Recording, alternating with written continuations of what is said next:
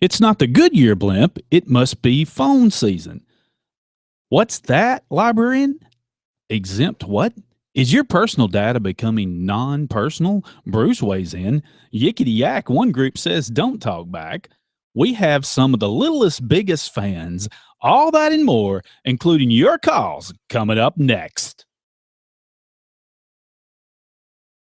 Buy it, use it, break it, fix it, trash it, change it, mail, upgrade it, charge it, point it, zoom it, press it, snap it, work it, quick erase it, write it, cut it, paste it, save it, load it, check it, quick rewrite it, plug it, play it, burn it, rip it, drag it, drop it, zip, unzip it, lock it, fill it, call it, find it, view it, code it, jam, unlock it, surf it, scroll it, pause it, click it, cross it, crack it, switch, update it, name it, read it, tune it, print it, scan it, send it, fax, rename it, touch it, bring it, pay it, watch it, turn it, leave it, start, format it, technologic. Live from studios in South Hall on the beautiful campus of Jacksonville State University, it's the Hey Techies Show. Now, here are your hosts in chairs that should have been thrown out years ago, Michael and Bruce. Technologic.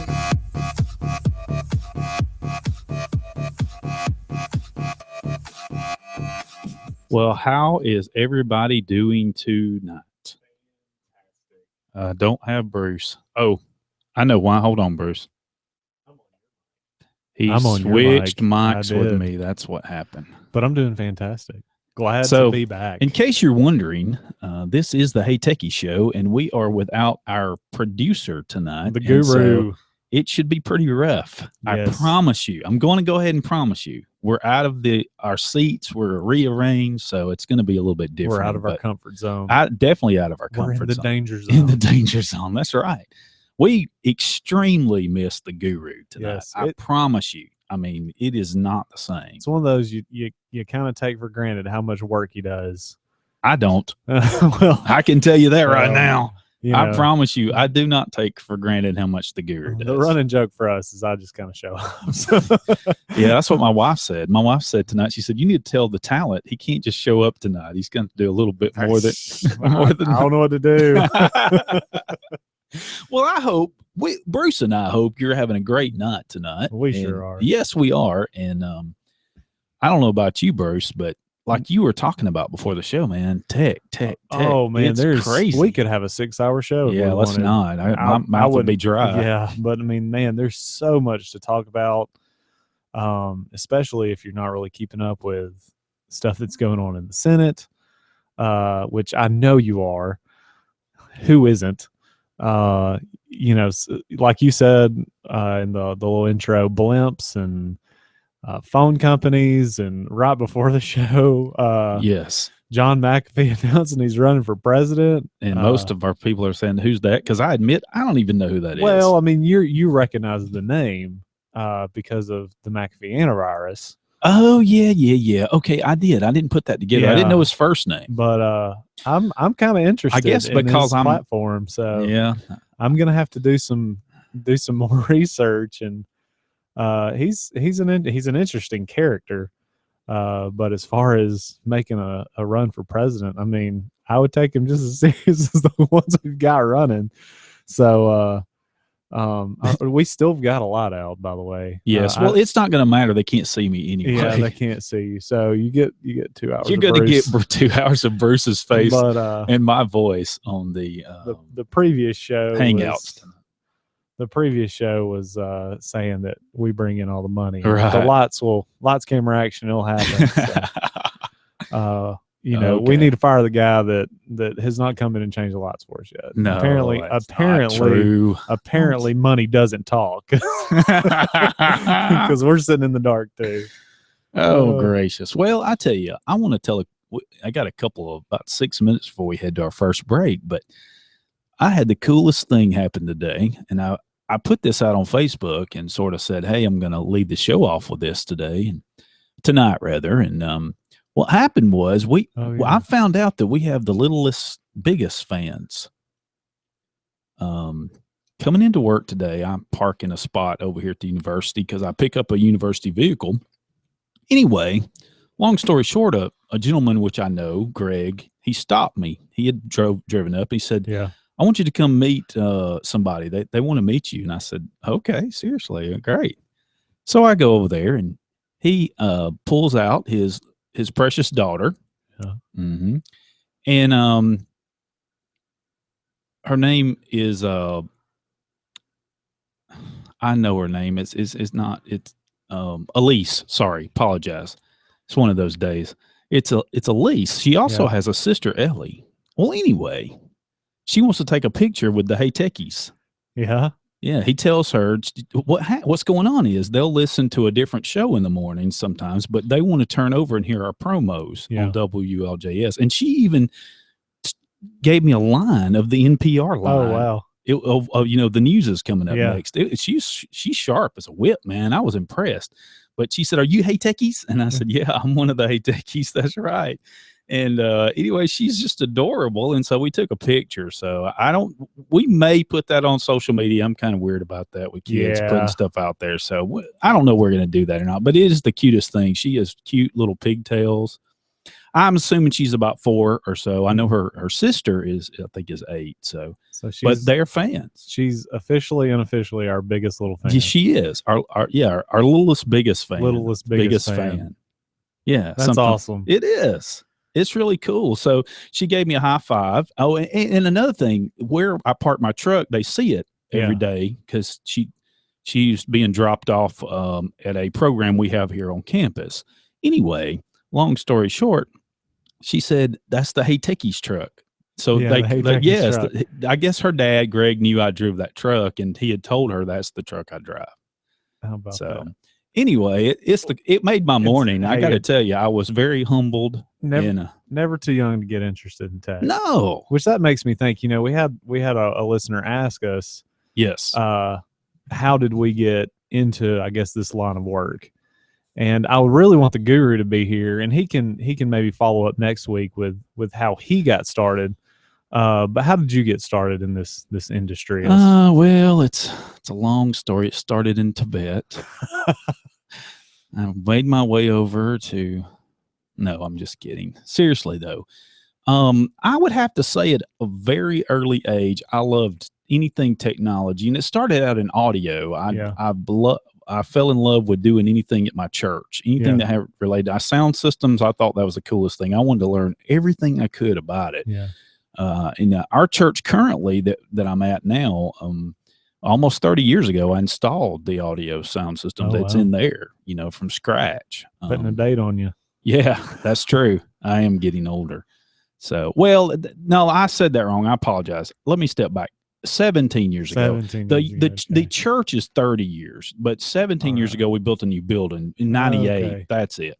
Somewhere around 98, and I installed that, and I helped the one previous. But anyway, again, dating yourself. I am still dating myself here. I know. I said, wait a minute, at the right 30 years. That can't be right. I was 13. Although I will say 12 or 13 is about 30 years ago is really where I really wanted to do that kind of thing and worked in that. And then eventually it worked up to getting the first computer and tinkering with that. And I wanted to learn how that worked, and then I got my foray into printers, and we forever have been burdened with that. Yeah.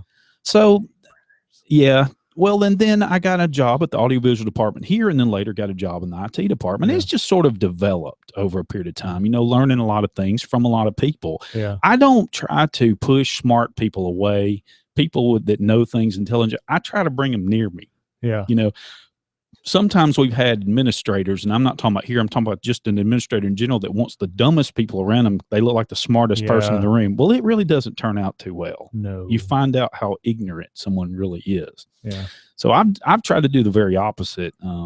I try to talk to people who know a lot about their field. That's why we interview some of these people. That was one of my desires. I want to learn about what these people know. Yeah. Well, I mean, if you ever think you're an expert at anything, you've just become closed-minded. Correct. So I kind of feel like I'm a jack of all trades and definitely a master of none. The more I learn about it, the more I realize I don't know. Right. But kind of how I got started, while I was saying it's never you're never too young to start. Ever since as long as I can remember, I know definitely at 4, out of my mouth said I want to go into computers. So, that's just kind of always been a passion. I kind of felt like it was, just like some people are just like, I'm not good around technology, like it's a curse. Right. I kind of feel like the right opposite of that. Mine's a gift. Because sometimes I can literally just walk up to something and touch it. And it's like, some of my, it's working now. Yeah, right. And I mean, I think that's one of those things that, God gives us certain talents, and there's a place for that. But early on, I knew that was my passion. I was kind of, growing up the guy that everybody went to for that, majored in computer science and computer information systems, but went towards the information assurance stuff. That stuff really interests me. Right. And continue my education on, and continue my education every day, really. So that's kind of how I got started. So for you got a call.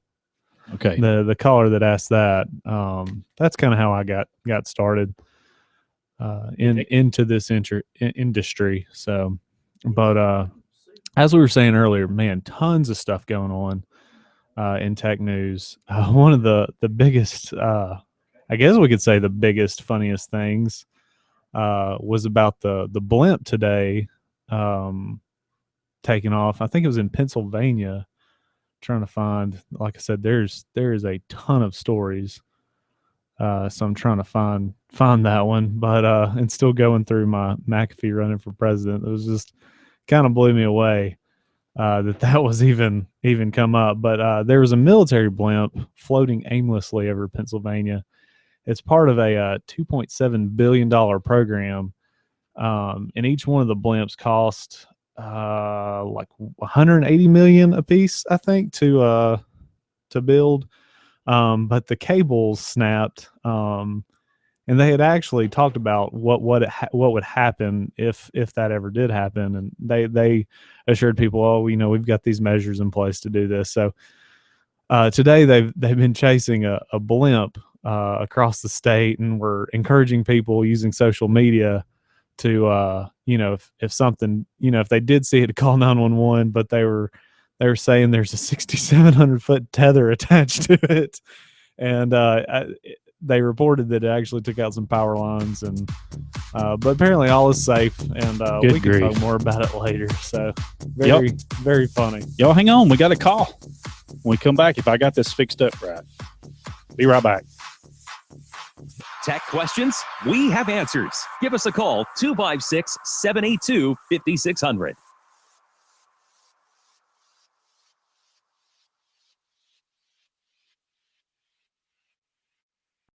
Looking to cure that sweet tooth of yours? Mad Hatter Cupcake Shop is now proudly serving the Jacksonville area at their new location at 16 Public Square on the Square. Mad Hatter is open Tuesday through Saturday from 11 to 9 p.m. and they are closed on Sunday and Monday. For additional information, be sure to check out their Facebook page, www.facebook.com/Mad Hat Cupcakes, and their website, www.madhatcakes.com.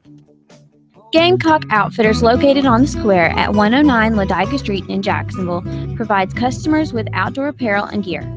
Gamecock Outfitters is able to help you find exactly what you need for every outdoor adventure.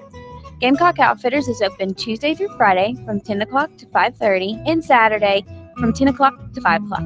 For additional information, contact them at 256-435-2008 or check out their website at GadsdenOutfitters.com. Jacksonville Bookstore offers supplies for school all throughout the year. From books to binders, pencils to Scantrons, Jacksonville Bookstore has it all.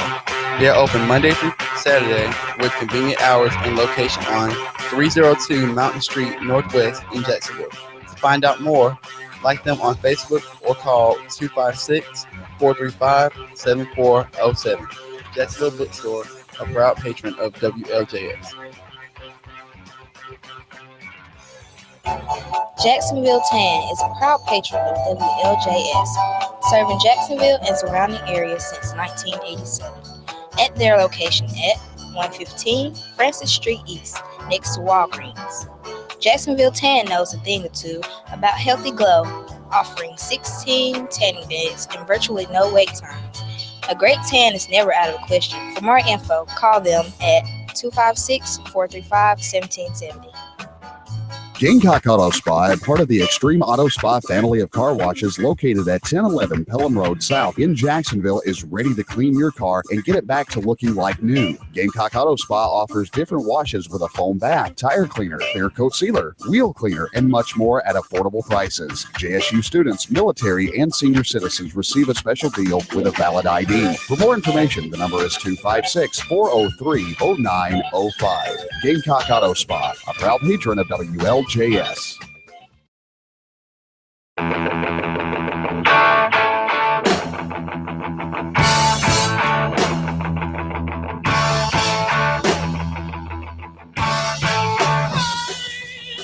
Welcome back to the Hey Techies Show. So glad to have you back in. And of course, we have Bruce back in. And Bruce, we have a caller, and the caller's name is Susie. Susie, are you there? Yes, I am. Oh, great. I did figure it out, Susie. Bruce. Hi. How are you doing this evening? I am doing wonderful. You? Doing well. Thank you very much. And Fantastic. yeah, I always have to say fantastic. Yeah, Bruce is fantastic. So anyway, earlier this week, Susie is officially the first person to ever fill out the question form on the website. So she goes down in Hey Techies history as all right. yes. So anyway, well, thank you for your call again. Now, what is it that you called the Hey Techies about tonight? Well, I had just recently replaced my 2007 MacBook. Yeah, it was that old, with a 2015 MacBook, a Mac Airbook.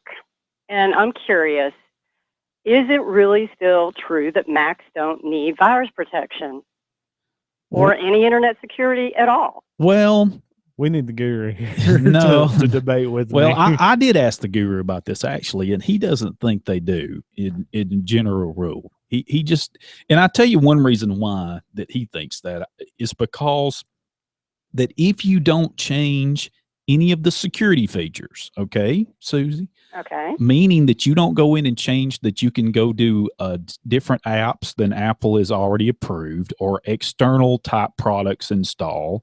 Hold on. I know I have a different view too, but I've got to give Guru's view. It's only fair. You know, he's part of the show. So anyway, she needs to hear this because he does have a point. If you do that, then you're going to be able to limit you being attacked that way through malware, through software. Now, there's no question there's less malware for Apple. It has been building. Most anybody who writes a reputable article, and there's many out there, will tell you that over the years it's been building because their percentages have been going up. So it's been market share. The market share. Yeah, it's been worth it to actually develop a virus or malware for them. They're getting what they want. Now, however, having said that, there is without a doubt a list of these that I ran across. There's a good many different antivirus for Mac. I mean, there's tons and tons of them, Susie. I know there are. Yeah, I've looked. right. Now, I ran a link, and if I've got it still here, what I'm going to do, we're going to post it in our show notes tonight. And there is a gentleman that put together the top rated ones, and it was a really interesting list. What he did was he went along and he put this list together of how well they defeat viruses, how well they catch the virus, what their percentage is. And he put on here, I'm assuming it's a he, I think it is. He put on here, one of the top ones was Avast. It was a free. Just the free one that was at the top of the list. It had 184 samples of malware detected, and according to this, the percentages detected 98%. It was 98%. So I'm not telling you which one to do. There are a lot of them. I don't know whether part of this is going to be one big thing. How is your surfing habits? To me, that's one big issue. Whether or not you look at URLs that you go to, a URL, you can see whether that's a legitimate site if you know how to look at it just right. Those kind of things help you determine whether or not you want to, go there to that site, and can also keep you from getting things installed on your computer. Another thing might be limit things like don't have Flash installed. Java applets. If you may not know what some of this is, you may know what some of this is, but some of these plugins, add-ons to browsers, sometimes those can bring in hacks or hackers, or can open up holes. So it is still possible for a Mac to get a virus, although I will tell you, in my comings and goings, I don't see a lot of it. Now, Bruce is going to have a total opposite view. Well, I wouldn't say my thing is total opposite. Definitely don't get a false sense of security that just because you're on a Mac, that's true, that you're not susceptible to any vulnerability. You absolutely are.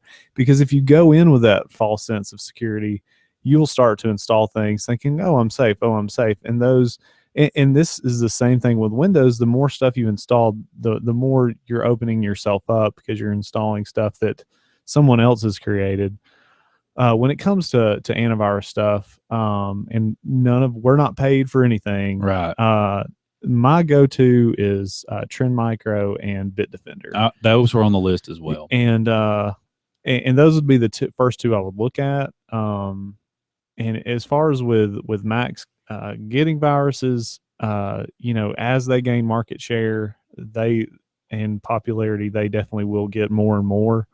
So I would say protect yourself now, so you're not, going back and saying, oh, I should have done this. Just go ahead and do it now, and it's something you won't have to worry about.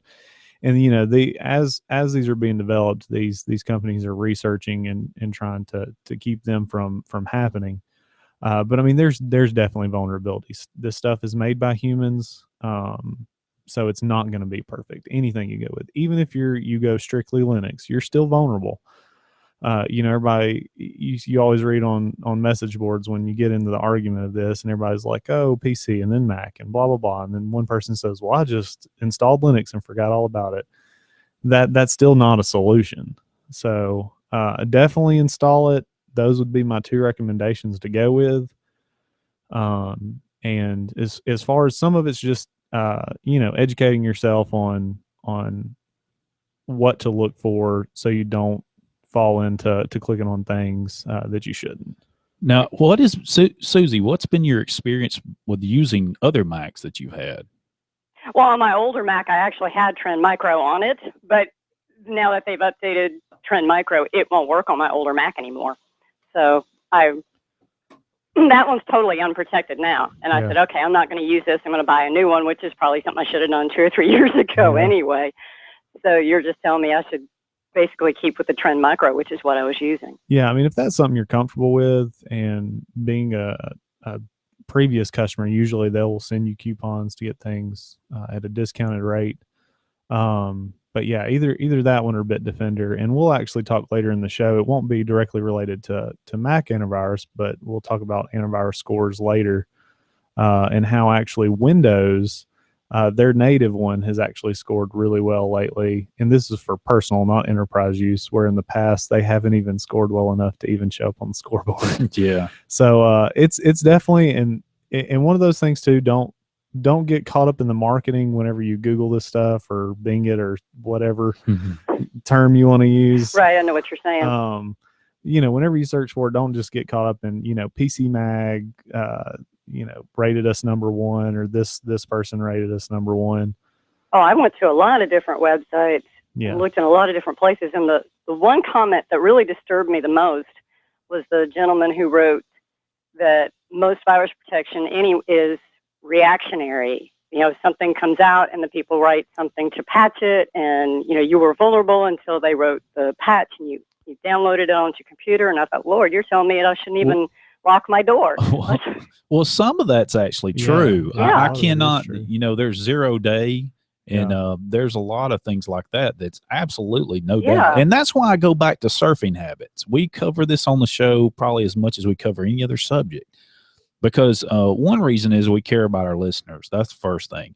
But surfing habits are a big deal. Yeah. If you don't go places, I do have antivirus, but I'm telling you, I don't get viruses because I don't do a lot of just opportunity surfing. I just don't just say, oh, what's this? Or if it's free, right, you download it just because it's free. Right. Be very careful with that, for I sure. don't do any of that. And what you said earlier, was it Avast you said was free? Yeah. Yeah. I always say you get what you pay for. No, that is true. I was just throwing that out there that it's Yeah. free, but I do agree that you get what you pay for. Totally agree with that. Yeah. Well, so I think I also saw where you upgraded some iPhones. Is that? I did. I finally switched from a 4S to a 6. Okay. And this thing has been possessed. Uh-oh. Oh, it was. It would open and close Facebook pages all on its own. Oh, well, now Facebook has been plagued. My little it wasn't just Facebook. It was in AL.com too. I was in the app and I was reading, and it would open up and close articles all on its own. Yeah, I think that the iOS 9 though has had serious problems. Yeah. If I'm not mistaken, almost everybody has had some sort of problem related to this, and of course, they just came out with iOS 9.1 update to it.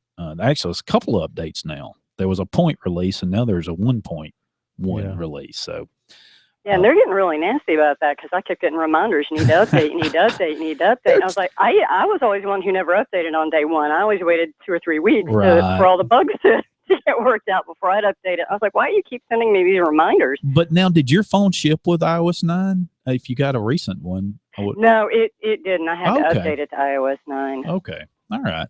Well, how do you like it so far, other than the fact that it might be a little quirky at times? It's not as big a change as I had expected it to. I thought, oh, I'm going to love this new phone, and I really don't like the bigger size. You can call me unusual if you want to, but it does not fit in my pocket like my other phone did. Okay. And that bugs me that it's bigger, too big for me to carry it around all the time. That bugs me, and I knew it would. But it's just, I don't know. I had expected it to be the difference between, having your little Pinto and a Cadillac, and it doesn't seem like it's that much more. Yeah, I find that with some Mac users for sure, or let me rephrase it, Apple users for sure, and iPhone users, because they've got a device that really works well. Yeah. But I'm not saying this is true with you, okay? So don't take it that way. But a lot of them want to upgrade, and I like to get a new phone myself. Oh yeah, and pardon me, and want to upgrade to the newest thing, and they find that it's not that big of a change. It has, and some of that is the OS. I mean, they did change it some. There to me, there's some more changes where you get one. What's the right term? I'm having a mental block here. It's where you get one experience over most of their devices, almost all their devices, and that's what they've been shooting for. Everybody's just about shooting for that now. And I guess really, if you say you've upgraded and you haven't noticed a difference, then they've succeeded. Well, yeah, I guess in a way. To some degree, yeah, that makes sense. Yeah, I suppose that's true. They haven't uprooted you or turned your whole life upside down. No, it's been more of a change going from the 207 MacBook to the 2015 MacBook Well, I was going to Air. ask you about that too. And I was still running, I think, Snow Leopard. Oh, yeah, wow. No, you're really... It's one of those really old ones, and I couldn't update it anymore, so that's why I was still in that one. And so that's been more of a... I feel like I'm a stranger in a strange land on that. Yeah. And now they're saying, you need to get into El Capitan, and I started to look at that, and I went into the App Store, and it said it's got 1,200 reviews, and they're 2.5, and I thought, Lord, a 2.5 rating. I thought, should I really bother with that? You got to be kidding me. Yeah. Oh, so you're still on Yosemite. Yeah. Yeah, I'm still in the Yosemite. Mr. Sam. I haven't. Okay. I didn't take up the 2.5 rating yet for the El Capitan. Right. It's like I said, it's a huge enough jump going from Snow Leopard to Yosemite here. Yeah.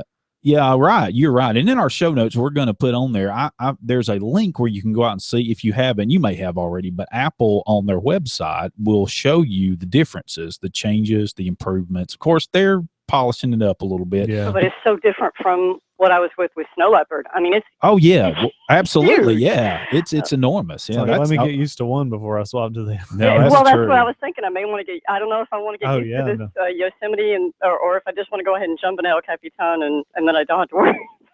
Well, there are a few features that it does add, but I will put this... some of them have been going on PCs for a while, like side-by-side Windows Snap 2 function, that they've added that finally. That's one of them I do notice, and there's many others. The dashboard is a lot different, although I will tell you this. I think on El Capitan, the dashboard is much better. it's not it goes over the top of your already desktop. Instead of taking you to what looks like another desktop, it's on top of your desktop. That'll be nice. It looks very smooth from what I've seen. I haven't used it.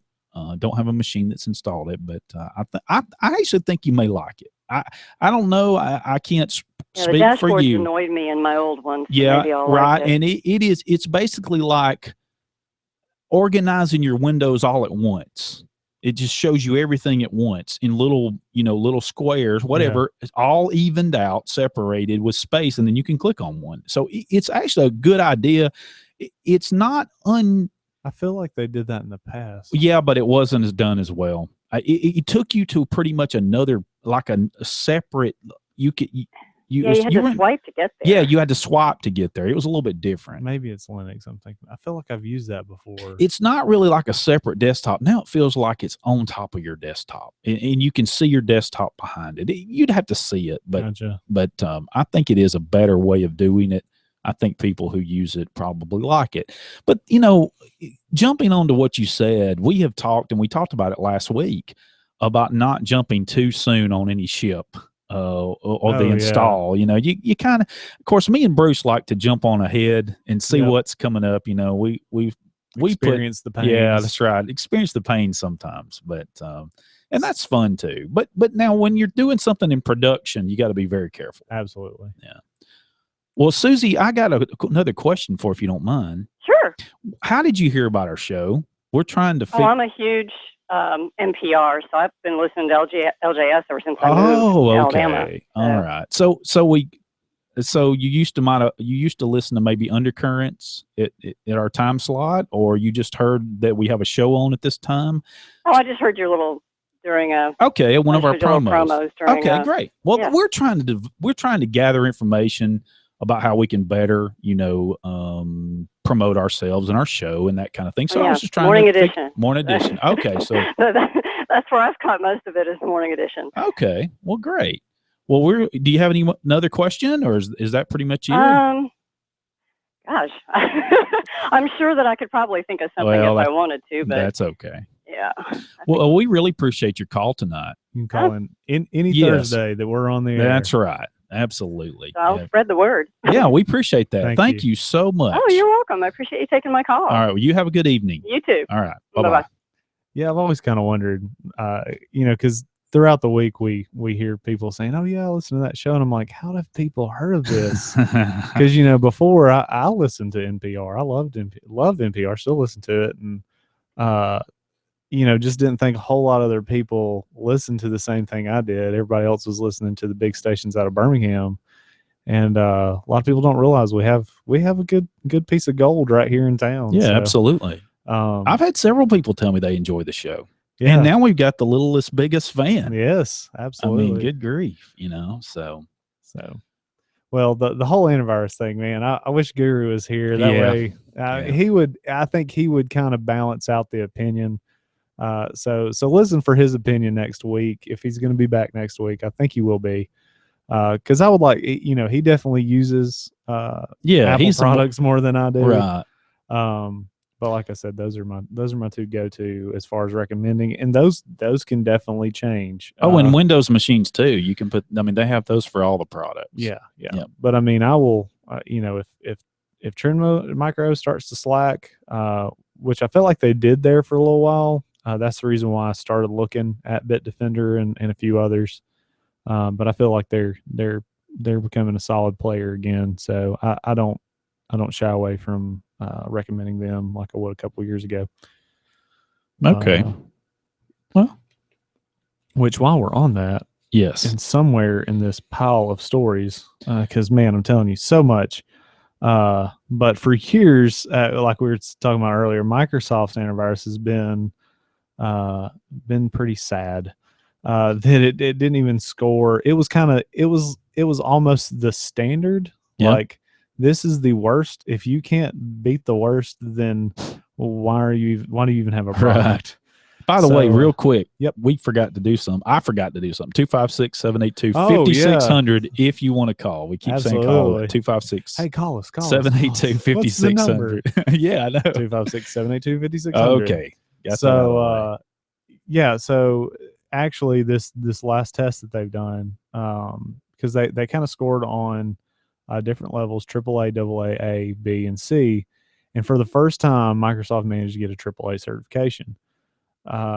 Goes on to tell, some of the other ones that got it: Kaspersky, Norton, Trend Micro, ESET, all earned AAA. One of the reasons why, I mean, Kaspersky, like, I've used it in the past. Right. It got a little heavy, Yeah, as far as resource intensive.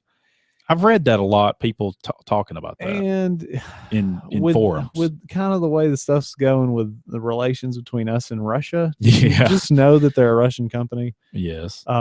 Trend Micro, I think, is a Taiwanese company, and Bitdefender, I think, is Romanian. So kind of know where these companies come out of when you start to look at that stuff, and then look at international relations before you make a purchase. Just a heads up there, and definitely fact check me on where those are from, listeners and Guru and Mikey.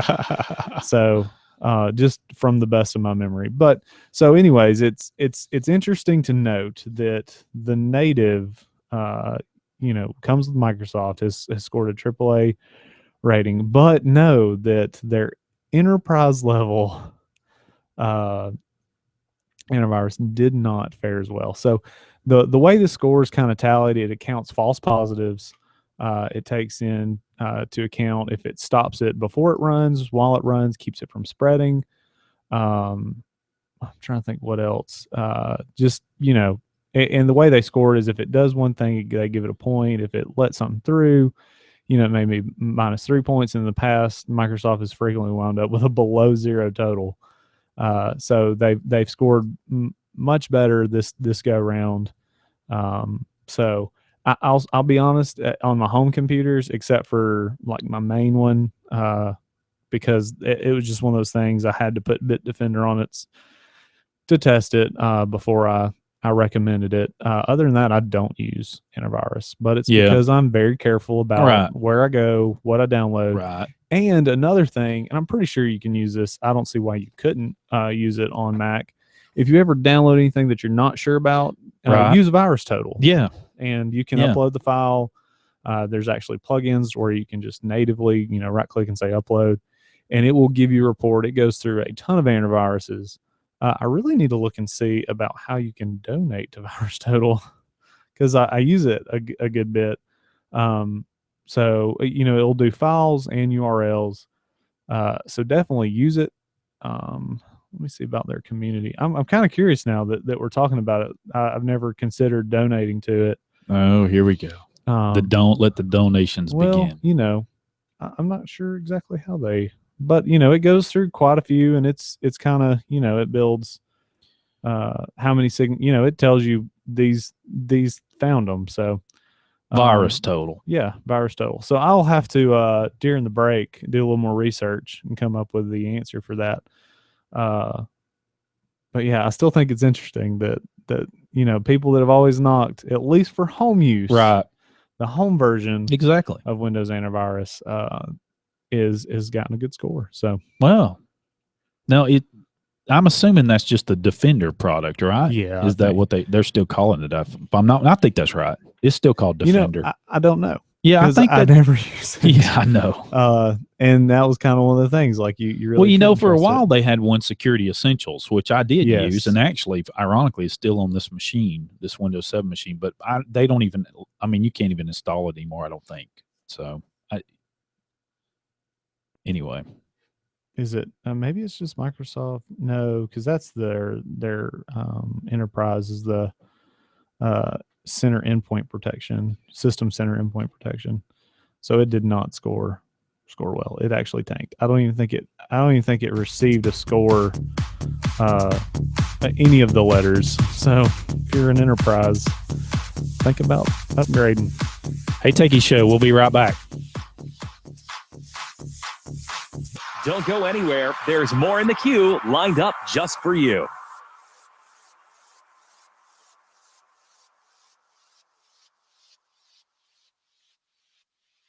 Looking to cure that sweet tooth of yours? Mad Hatter Cupcake Shop is now proudly serving the Jacksonville area at their new location at 16 Public Square on the Square. Mad Hatter is open Tuesday through Saturday from 11 to 9 p.m. and they're closed on Sunday and Monday. For additional information, be sure to check out their Facebook page, www.facebook.com/Mad Hat Cupcakes, and their website, www.madhatcakes.com. Jacksonville Tan is a proud patron of WLJS, serving Jacksonville and surrounding areas since 1987. At their location at 115 Francis Street East, next to Walgreens. Jacksonville Tan knows a thing or two about healthy glow, offering 16 tanning beds and virtually no wait times. A great tan is never out of the question. For more info, call them at 256-435-1770. Gamecock Auto Spa, part of the Extreme Auto Spa family of car washes located at 1011 Pelham Road South in Jacksonville, is ready to clean your car and get it back to looking like new. Gamecock Auto Spa offers different washes with a foam bath, tire cleaner, clear coat sealer, wheel cleaner, and much more at affordable prices. JSU students, military, and senior citizens receive a special deal with a valid ID. For more information, the number is 256-403-0905. Gamecock Auto Spa, a proud patron of WLJS. Gamecock Outfitters, located on the square at 109 Ladiga Street in Jacksonville, provides customers with outdoor apparel and gear. Gamecock Outfitters is able to help you find exactly what you need for every outdoor adventure. Gamecock Outfitters is open Tuesday through Friday from 10 o'clock to 5:30 and Saturday from 10 o'clock to 5 o'clock. For additional information, contact them at 256-435-2008 or check out their website at GadsdenOutfitters.com. Jacksonville Bookstore offers supplies for school all throughout the year. From books to binders, pencils to scantrons, Jacksonville Bookstore has it all. They are open Monday through Saturday with convenient hours and location on 302 Mountain Street Northwest in Jacksonville. To find out more, like them on Facebook or call 256-435-7407. Jacksonville Bookstore, a proud patron of WLJS. Celebrating 40 years of great college radio from Jacksonville State University, this is Bob Waldrop, and I was on the air here from 1975 to 1976. You're listening to WLJS in Jacksonville.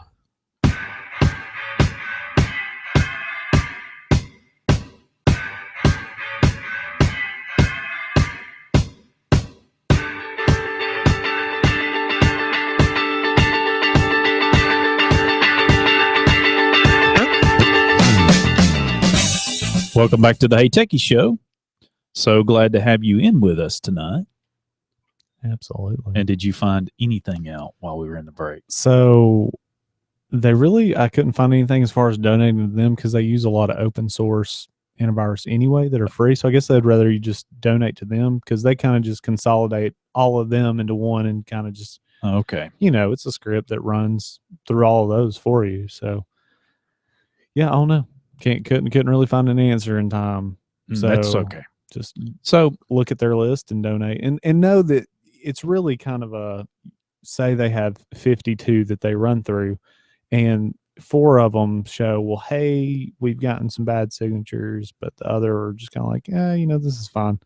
You kind of have to weigh some of those things. Right. So some of it's knowing which ones are good out of those free ones. Yeah. And, which ones you can take seriously and kind of weighing it whether, okay. And it's kind of what they say. This shouldn't be your first line of defense. This is just like, let's take a second look at this. So, okay. Yeah. Well, there's so much going on in tech news. Yes, you're going to have to start us off with something because I don't know where to start. Well, I've got something here that it is tech, but it delves into something else as well. Well, tell us. Did you know that a feminist group, 27 women's and civil rights groups, have requested that the DOE require schools to monitor social media to protect students from threatening and offensive comments? And mainly, they are really talking about universities. Why is anybody taking this seriously? Well, the one the one thing that they're looking at, and we've talked about on the show, is Yeah. the site Yik Yak, because of it being anonymous, which we've had so many discussions Yeah. about, and it was might as well just light fire and throw gasoline on the problem. Yeah.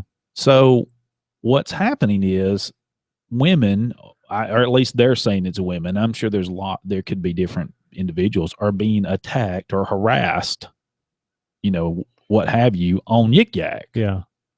And because it being anonymous, they don't know who per se, but they're wanting the Okay. universities to police it basically and find out the way they could find out and do something about it or stop it altogether. And one of the particular universities that's under the gun is University of Mary Washington, UMW, sorry. They were threatened through Yik Yak with there was a student apparently at the university that was threatened through Yik Yak with a rape and murder, according to what according to the article. It says Yik Yak with rape and murder after they spoke out against the rape culture, supposedly. So, I mean, I can only tell you what this says. I don't actually know whether that happened or not. But here's the thing. The university has come back and they have said, hey, there's a problem here. Whether we agree with any of that or not, the First Amendment right prohibits us to squelch free speech. You might want to take Title IX and apply it here, but we have the First Amendment that's going to be a problem here. You can't have one without the other. Man, this is opening up so much that I want to talk about. Uh-oh. Well, all I'm saying is when it comes to social media, we'll start with the very simple stuff before we get into this whole how our supposed to be unalienable rights are being infringed upon. Right. But when it comes to social media and this whole there's you see commercials now, if you watch commercials and don't fast forward through them, and you'll hear them on the radio about cyberbullying. Yeah, sure. So my whole thing with that is something you can walk away with. Well, and the argument is, well, kids nowadays that they have to be able to go on social media. That's just like it was going outside for you. And as Nathan Gotti was saying earlier about being a millennial, he can remember, he said it's too big because he can remember when there was an internet. But it's like, well, I have to have a social life, and my social life is now on the internet. Well, there's so many outlets, and my thing is that a lot of that comes with self-efficacy, and you've got to be able to exert control over your social environment and decide that that's not what I'm going to be a part of. If you don't like what's being talked about on Yik Yak, don't use Yik Yak. Yeah. Exactly. I mean, and that's also your choice as a consumer. Right. I agree. And really, you're saying I have no choice when you say that. When you say you need to police this, well, you're saying because I have no choice but to use that. You absolutely have choice. Right. And just in the fact that they're doing it to universities. Yeah. I'm sorry. I'm tired of this PC when it comes to universities. Universities are supposed to me, like the internet, is supposed to be a free flowing exchange of ideas. I actually have an article later on talking about research papers and some of the stuff that's going on with that.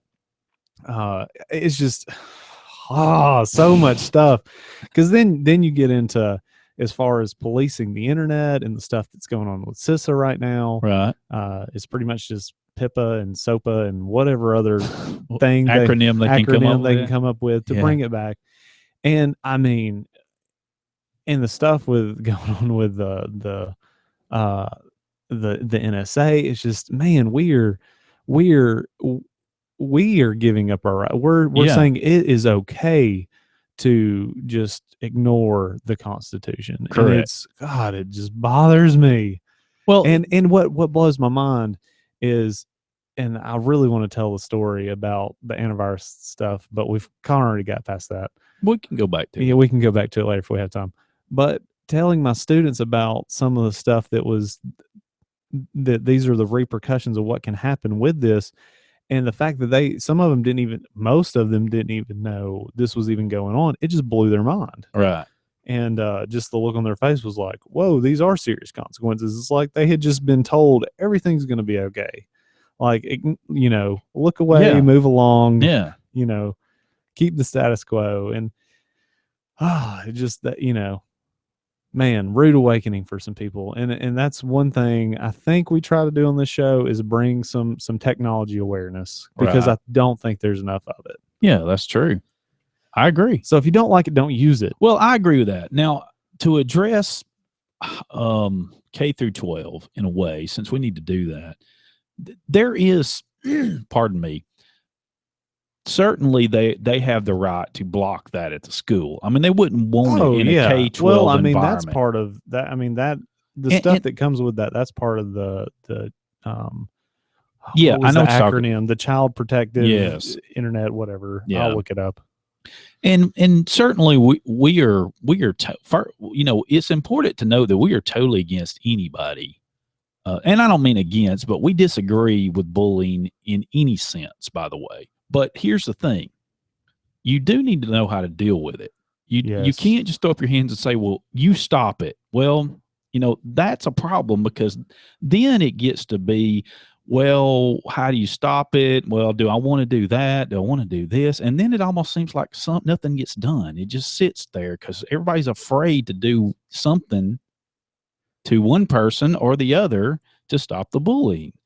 And so, and I think it's also been defined badly in certain situations. I think some situations are not bullying, some are, and we don't want to get too far into that. But here's the thing: tech is now touching these areas because of the quote unquote cyberbullying, and now it's even on campus. One would say it's always been there, but now it's online.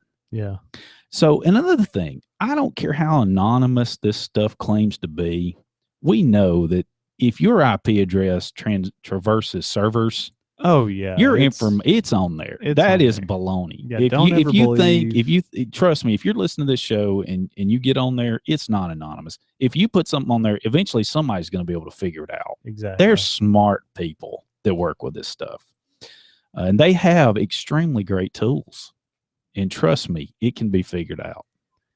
So I just wanted to bring it up a little bit. And the way the word terrorism is thrown around, I could see these groups saying this is emotional terrorism. I'm surprised it's not. And this is in the best interest of our country. That these terrorists be taken care of. But at no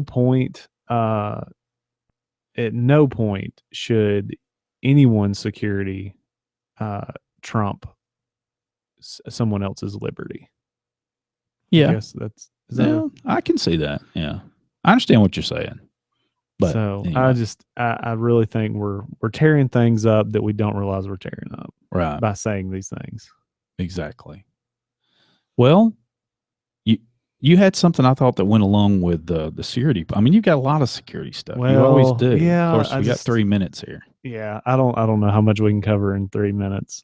That's what I'm saying. I've got so much, I really don't know where to start. Hey, what about this? I got something real quick. I think I can. It's called, well, this person labels it, I think, Facebook Here. I don't know if that's exactly what it's called, but it's basically the next thing that's going to be, it's sort of like Google Now for Facebook. I believe it is on the Facebook app. We talked about it one time. They started the testing a concierge feature. Yeah, we did talk about that. Yeah, I remember it supposedly launched earlier this year, and I think they were trying it out in other countries. Is it just going back to social media? Yeah. I don't use social media, right? Because not that I've ever been bullied or anything like that. It's just I choose not for that to not be my social environment, and that's your right. And that's what I'm saying. You don't say, well, I have to be able to get on Facebook. No, you don't. I don't. My life goes on. It's very similar to Google because it's going to have cards. So it'll show things like friends' birthdays, life events, your upcoming events, today's top sporting events, Helps you on and on. Having to remember things, basically. Yeah. It's a lot like that. And there's a few people that have tested it. This one writer tested it and sort of gave a review of his view of it. I don't know that it's And called. what's this called? Well, I read, it looks like to me he is dubbed it Here, HERE, but I don't think that's his actual name. I think he's just. But it's not. It has nothing to do with M that we. Yeah, have. I think it does. Okay. I think it. Mirror. Oh, it's not the same thing. That is a different thing. Okay. I apologize. Yeah. They use Messenger to send requests and chores to a hybrid system of human brains and art. That was, and we talked about that. It sounded so stupid. I just don't know how that would work. But so they launched another product, and it's basically a digital assistant notification tab. So anyway, what's wrong? Just that mirror. Oh, like, are they combining them or? I don't know. I mean, I can see how they could be combined. That would be the digital part of the of the M. And then they could do that, and then have it say Siri call 911. Siri call 911. You got to get. We got to get that one time, in here one time. My goodness.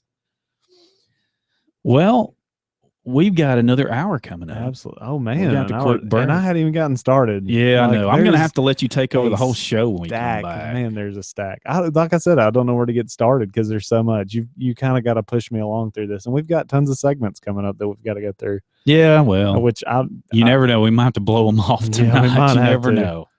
I don't know how much. Stay with us.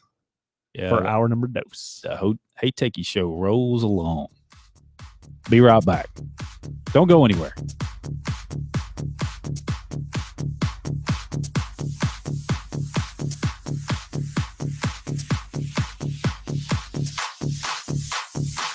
You've listened this long, so stick around for our dose.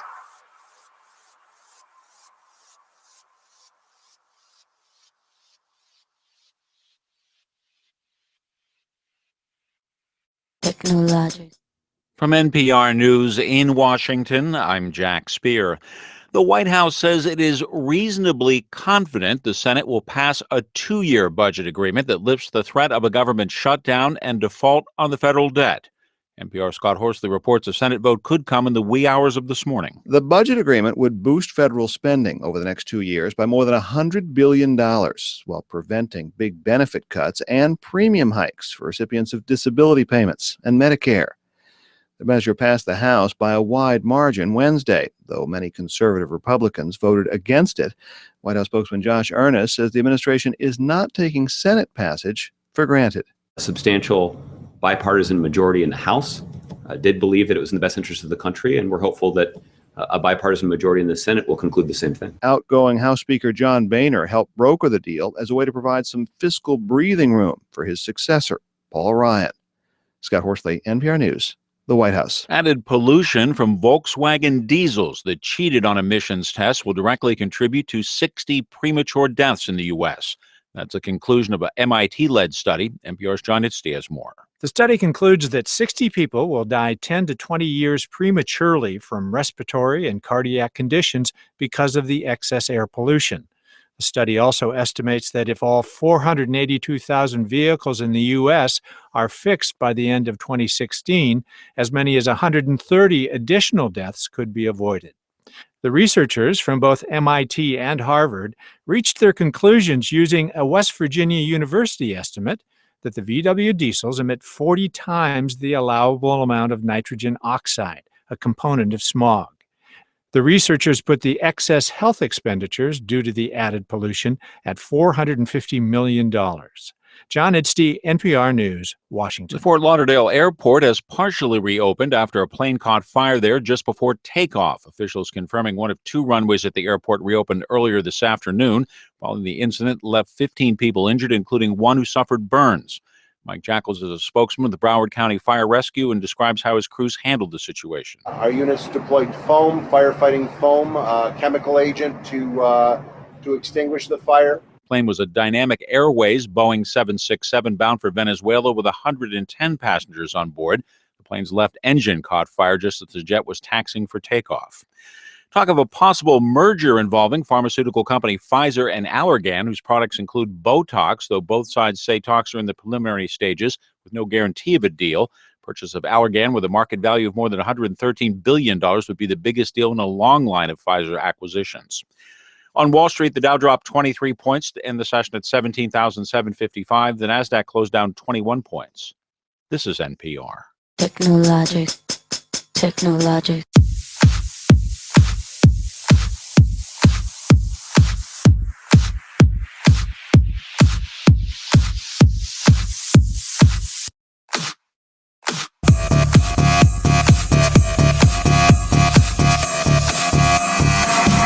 Use it, break it, fix it, trash it, change it, melt, upgrade it, charge it, point it, zoom it, press it, snap it, work it, quick erase it, write it, cut it, paste it, save it, load it, check it, quick rewrite it, plug it, play it, burn it, rip it, drag it, drop it, zip and zip it, lock it, fill it, scroll it, find it, view it, code it, jump and lock it, surf it, scroll it, pose it, click it, cross it, crack it, switch, update it, name it, quit it, tune it, print it, scan it, send it, fax me. Welcome back to the Hey Techies Show.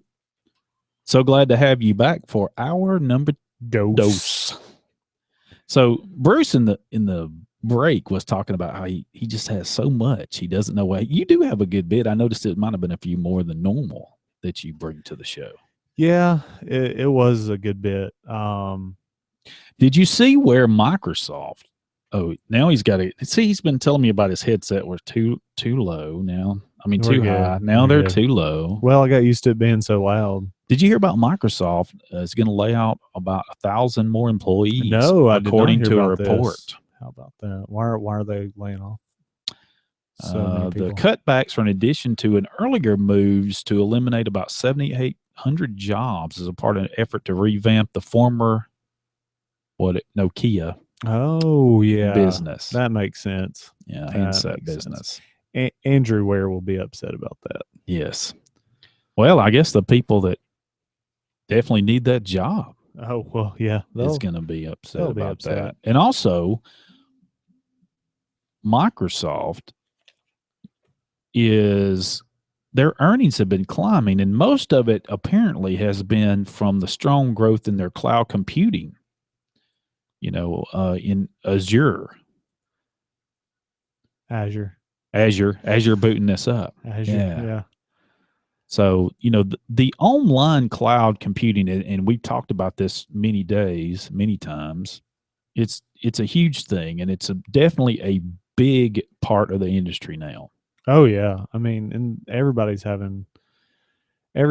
trying to catch up with Amazon. Yeah. Was it Alibaba's going to start Yes. their own? And Saw that. I don't see anybody catching up. I mean, Amazon's got a good thing going.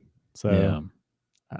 it's going to be hard to make up that ground. It's kind of like with kind of like the iPhone, Microsoft's not going to catch up on the phone race. Yeah, it's going to be tough. I mean, they've same thing happened with the Zune. Right. Oh yeah, had two of them. But now I will say they've done a great job on the tablets as far as the Surface goes, because right now, if it wasn't for the Chinese market, the iPad right segment of Apple would almost not exist. Yeah. Yeah, I think that's probably true. Yeah. Let me pull up that would be a good man, because so many of these stories are negative. Well, I'll see. And that's what you bring to this table. Negativity. Man, the negativity of the story, which you're not. You're real. Well, I guess upbeat, I guess that was person. the thing. I was like, I don't really know where to start, because I'm trying to move you there. All of these are just there's just horrible news is really the way I look at it. Sometimes that's the show. Yeah, I mean, sometimes we talk about the news that's out there. So I guess part of this is Apple has sold more than $1.7 billion in Apple Watches, which is insane since nobody's buying them. So as far as bringing up their end of year, what they've some of the numbers. Total R&D expenses was $8.1 billion in 2015, up from $6 billion in 2014, $4.5 billion in 2013, and $3.4 billion in 2012. So they've got something obviously going on in Sure. research. So, which I would say probably a lot of that could be their car, because there's been a lot of talk about that, about people coming from Tesla, which we got a story about Tesla later. Yeah. As always. Yeah, and the Tesla CEO said that they were getting his graveyard people, meaning people he axed. Yeah. That they weren't getting anybody. That they weren't stealing anybody. They were getting all his cast-offs. Yeah. That was pretty much his quote. Yeah. And I can imagine it's probably pretty hard to work at Tesla. Yeah, I can probably so. So, but I would think probably the same thing at Apple. Oh, They expect excellence. Yeah, absolutely. And speaking of working there, the company grew from 92,600 full-time equivalent employees in September 2014 to 110,000 full-time equivalents in 2015. Let's see,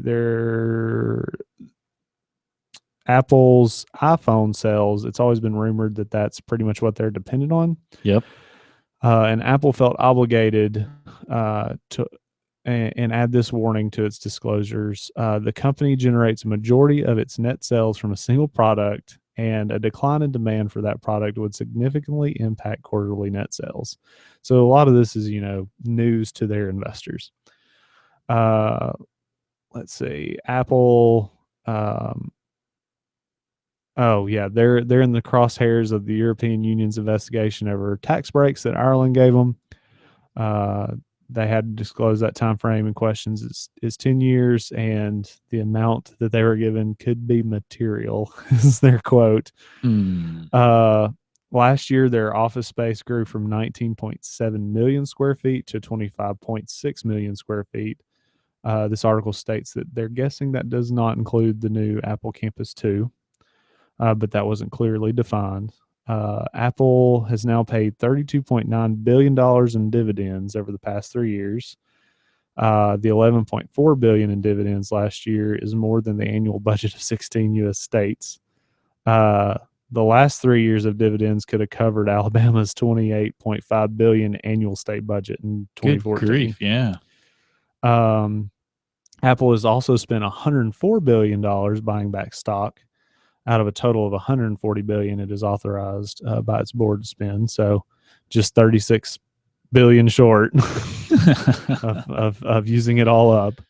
Okay. Let's see, Apple Watch, which was available less than half of their fiscal year of 2014, accounted for more than 100% of their year-over-year growth. So they grew from 8.39 billion 379 billion in 2014 to 10.067 billion. So that means that they've sold at least, the $1.7 billion worth of watches. But they're saying that could be actually higher considering the falling iPod sales. Let's see what else. The average selling price, which I was going to bring this up earlier, but I figured we'd wait. The average selling price for the iPhone increased by 11%, thanks to the iPhone 6 and 6 Plus. Right. So you're paying, somehow they're getting you to pay more to buy their phones. And like our caller said, not a whole lot, didn't see a whole lot of change. Let's see, this is the first full year that the iPad experienced an annual drop in sales. It seems like the China iPad sales is preventing the product from a total collapse. The company's cash overseas grew to 186.9 billion from 137, and somebody is blowing up my phone. Yes. And as of September 26, Apple has 463 retail stores. Yeah. So I would say pretty good year for Apple. So this business news segment brought to you by the next patrons that we play. Wow, that took up the whole segment. Just about. Man, well, I thought it was interesting. Important. I thought it was interesting to know that how much Apple is a company that's so huge has grown and got the most cash in the world. So somebody had brought up in one board that maybe Apple should start giving some of that money to, kind of like how the Vanderbilts did. Of course, they use their own personal wealth. It wasn't a company that did it. But, just bring in a new era of I don't really know what to say, but just kind of. I think you've said you've watched the history of America, or the men who built America, or whatever it is, and the men who built it. Well, you've got the Vanderbilts, the Yes. Fords. I know what you're talking about. The Rockefellers. All these. It's like it's time for somebody else to step up and really make their mark. Of course, then kind of, there wasn't any regulation there to stop these, and then some of that regulation that did get put in is kind of how they. Plus, they wanted their name to live forever. Yeah, I think Apple's going to live quite a long time. The Smithsonian. I mean, I've often wanted to go around campus and ask, who is Tim Cook? Who was Steve Jobs? Who is Which I'm kind of curious if this week in tech is going to be about Jobs. Oh, really? Which Guru's not here, so Yeah. I always have to think, did he do something with Apple? But I've got other guesses, so that's coming up later. Yeah. Well, anyway. Well, your business news is done. Stay with us. Hey Techies Show. Be right back.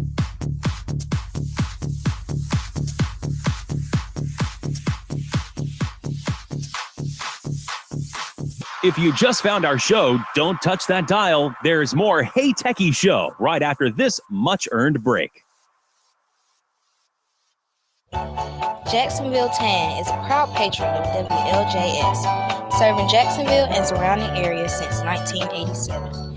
At their location at 115 Francis Street East, next to Walgreens. Jacksonville Tan knows a thing or two about healthy glow, offering 16 tanning beds and virtually no wait times. A great tan is never out of the question. For more info, call them at 256-435-1770. Jacksonville Bookstore offers supplies for school all throughout the year. From books to binders, pencils to scantrons, Jacksonville Bookstore has it all.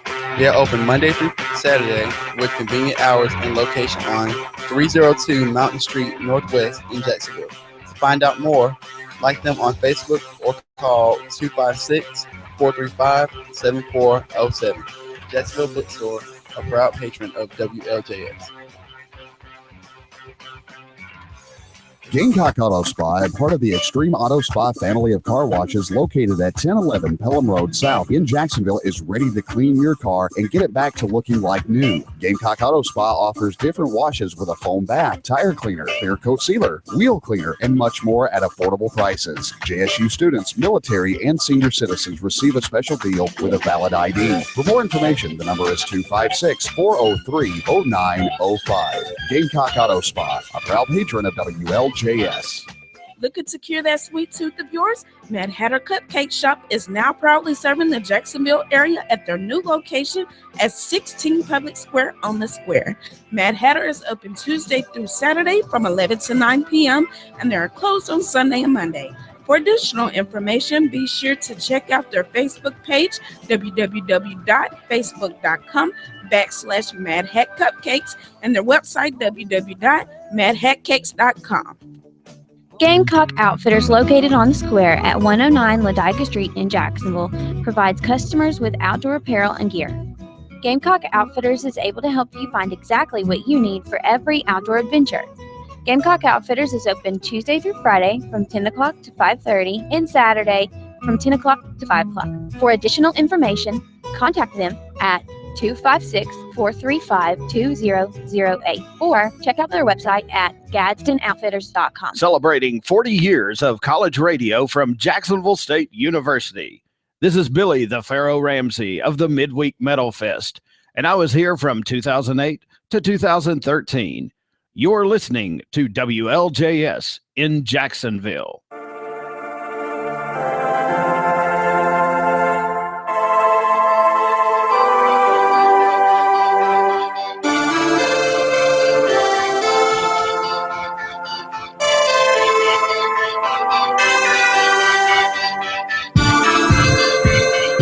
Welcome back to the Hey Techies Show. We're glad to have you back. Don't forget, you can call us at 256-782-5600. That's right. We can also take your questions via email, even though I don't have my email open. Questions at heytechieshow.com. We've got Facebook. Of course, we don't have the guru here tonight to monitor all this stuff. Are you monitoring all this Yeah, stuff? some of it. Yeah. I'm trying. Twitter, and just we may not be as quick to respond. just to call those. us. Calling us would be the way to get the quickest response. That and email. Well, maybe if I notice the phone's ringing over here. That and email. Yeah. I'll try and help keep an eye on the phones. So, well, I'm in our yeah. In the opening, yeah, I pointed out that there's a lot of phone stuff going on right now. I'm getting a new one. Yeah, you're getting a new one, which I'm very envious. And that's really all the information anybody needs to know. Well, yeah, that's all I'm concerned about. I don't want to look at any other. I don't want to get depressed or anything. And like I said, so much in my stack. Like looking at it now, I was like, man, this is depressing. What is going on with me when I was doing these shows? My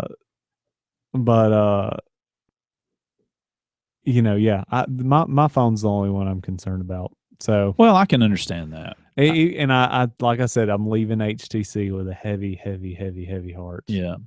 It was definitely harder to leave HTC than it was to leave Verizon. Yeah. I think that's what, whenever I was sitting there making that decision, that was really what was weighing on me. Was, man, sure, I'm leaving HTC. So if you're staying with this evil company, Verizon, definitely check out the M10, the new the one M10 whenever it comes out. I will definitely be still looking at it and tell you whether I think it's going to be a good phone when that time comes. But anyways, other phone news that you were saying, yeah, there's a good many out there. And one in particular that I think is a really neat one to definitely look into is the Verizon. It's a Verizon, but it's Droid Turbo 2 and the Droid Max 2. They have some really interesting things. Lost me at Verizon. No, I'm just kidding. Yeah, I know. I'm just kidding. No, the Droid Turbo 2 and the Droid Max 2, they both claim 48-hour battery life. That's amazing. And it shouldn't be. Because, not too long ago, we had cell phones that went weeks. Yeah, I know. That's a good point. But considering what these things can do and what you're carrying around in your pocket and how powerful they are, it's pretty awesome. Now, the Max 2 is suggested cost is, if you go down to get a 2 year, is going to be $16 per month on Verizon. So you can get in that for $16 a month. On top of your bill, service, or you can buy it outright. They say for like $384, which is that 16 times 24 months. So, wait, how much is it? It's outright.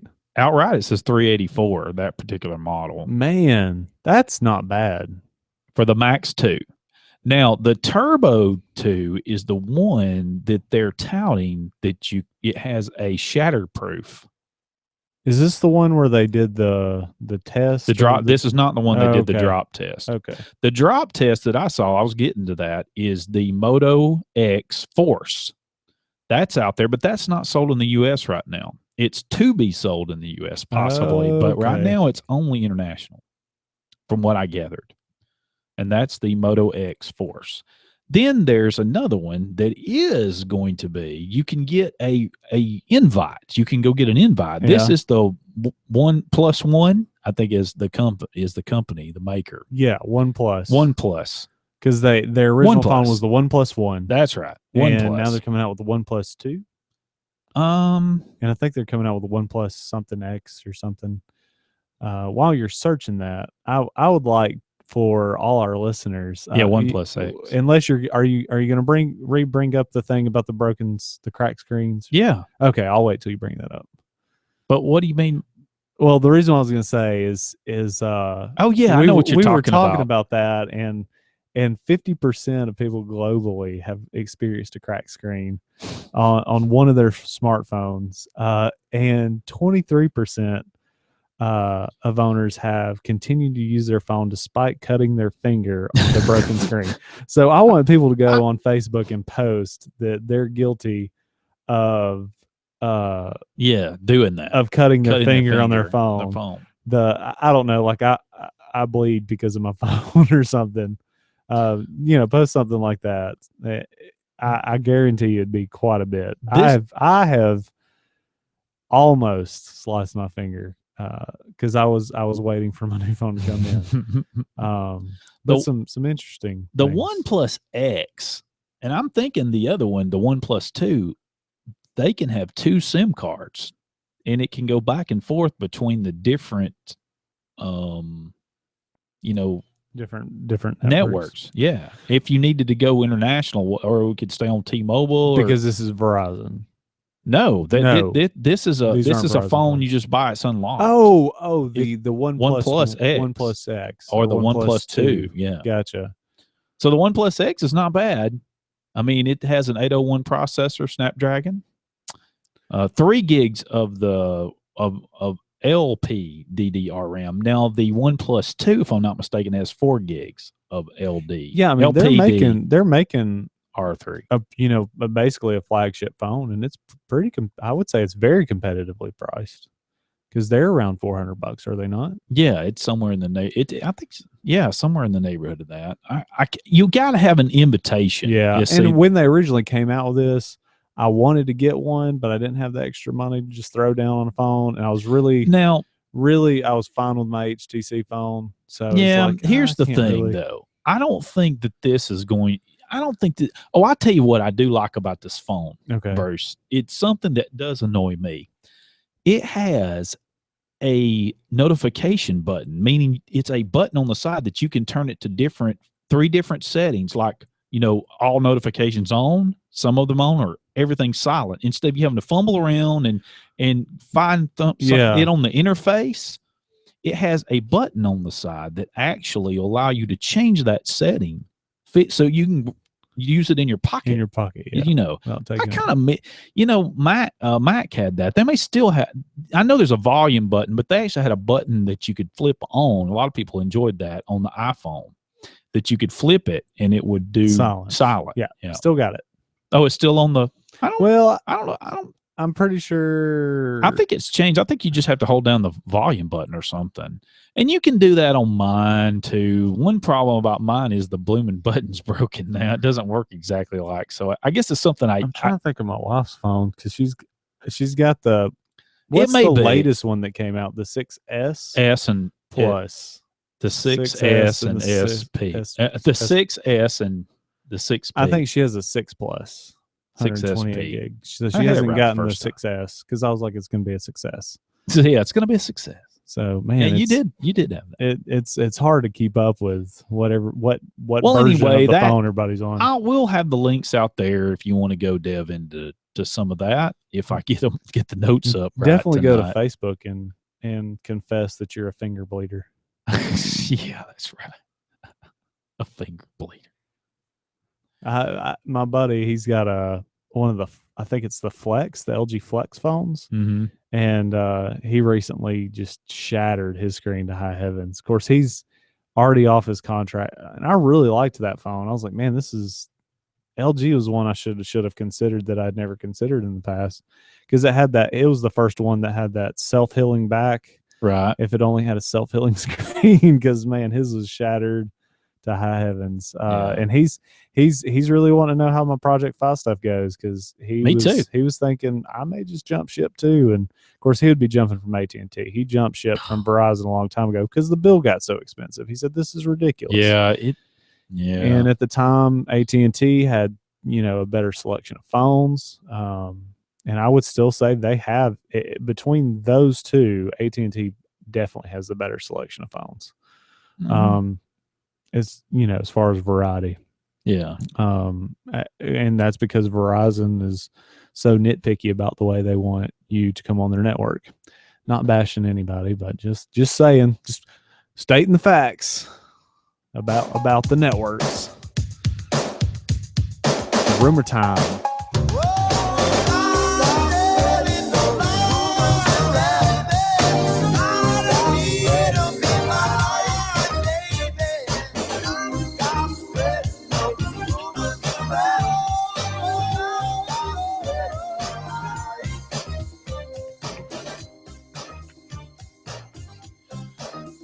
Well, first rumor is John McAfee's announcing he's running for president. Is that a rumor? Well, we'll know it's not a rumor if NPR covers it in the morning. We'll just say you heard it here first. Oh my goodness, more heard it here first. We report. Well, Samsung there's some more leaked photos and some more information about their Samsung Galaxy View. Have you heard about this new product? I want to say they just announced it. Yeah, but I think there's some. This is recent. There's some more leaked photos, I think, if I'm not mistaken. There's, I think I got that right. I thought. Let's see here. Unless maybe I'm thinking of a rumor. Huh. I may be wrong. Well, I think you might be right. It may be. Yeah, Samsung officially announces the Galaxy View. Okay. That was 3 hours ago. Well, this was earlier today when I grabbed it. So, actually, this is from October 27th. So, Can't be behind in tech. Yeah, I really am way behind. I don't know how much of a rumor this is, but I will tell you this. It has an 18.4 inch tablet. That's what it is. Yeah. It's pretty big. That is pretty big. I mean, it's like a small TV in your laptop, in your lap. The screen is 18 point what? Well, it says visualize how big an 18.4 inch tablet is without reference. Well, that's just the screen size. That's not including the bezel. So basically, if you've got a 19-inch screen sitting in front of you at home on your computer, just pick it up and carry it around. It's big enough that they put a handle on the top of it. It's a little handle. I've got to see this thing. I got a link out on this. That makes me think of Dell came out with years ago a laptop that closed and folded up and had a handle, so it looked kind of like and I mean it was pretty thin for the time. I'm sure it still weighed like 10 pounds, but it was basically a desktop PC that just folded up. But I want to say it was like maybe 2006. I'm gonna have to find it. Will feature 32 gigs of storage, Wi-Fi, LTE connectivity, and it, according to this, it will retail for $600, according to a report. What's funny about it is apparently the other day. Is it running Android? Yeah. Okay. I think so. It's a Galaxy. It would run Android. Yeah. Sorry. According to, apparently on Monday, a pre-order page for the tablet was accidentally featured on Adorama, or is that Adora? Odorama? I don't even know what that site is. I guess I'm ignorant there, but I know what B&H Photo is. Apparently they had one that wasn't supposed to be out yet. Oh, they had it on Monday. Yeah, pre-listed to buy. Man, basically a 19-inch TV. Yeah, like that'd be perfect to the whole Netflix and chill in your tub, and just bring it to the bathroom, set it up. Well, Netflix and chill. I think the new iPad Pro is 12.9. Yeah, but this is an Surface Pro 4 is a 19 inch. I know. Let's just call it a I 19 agree. inch screen. Yeah, I don't know. I mean, that's interesting. I'm kind of curious to see what the market response is going to be on that, because everybody went like, cell phones went from really small or really big down to really small, back to really big, and now tablets went, kind of started out small and they're getting bigger and bigger. Same thing with laptops. They went from really big, really small. Now they're getting really big. So yeah. Quit toying with us and just find the perfect size. I think Guru put a few things on here. Black Friday 2015 iPad sale predictions. Can Best Buy deals beat the Apple Store? Well, they're gonna have to. They're at least gonna have to compete. Yeah. But how much I thought that was pretty much set. I mean, I guess they could give incentives. Yeah, maybe the first. They give an example. Last year, Target offered a $140 gift card with each iPad Air 2 purchased. And then Best Buy so I guess they're comparing what might be compared to last year. Best Buy was selling the iPad Air 2 for as low as $399 for the Wi-Fi only. Now, this was last year, folks. So I guess they're, who knows? I've seen stuff all over the map so far about the Black Friday. I did have an article, and I'm not going to get to it. I can't throw everything in here, but I'll put it in the notes. Yeah. It was about how that many of these different companies were going to offer free shipping on orders, or shipping some kind of incentives on the Black Friday, so you could order online and get some of the benefits of not going anywhere. Well, I've always done that with Lowe's, because I did that with some step ladders that they had. I mean, like $20 or something, and I ordered those. Just went online, ordered 3, done. Didn't have to go to the store. But REI is closing their doors for Black Friday and paying their employees to be off. Oh, wow! I really liked that.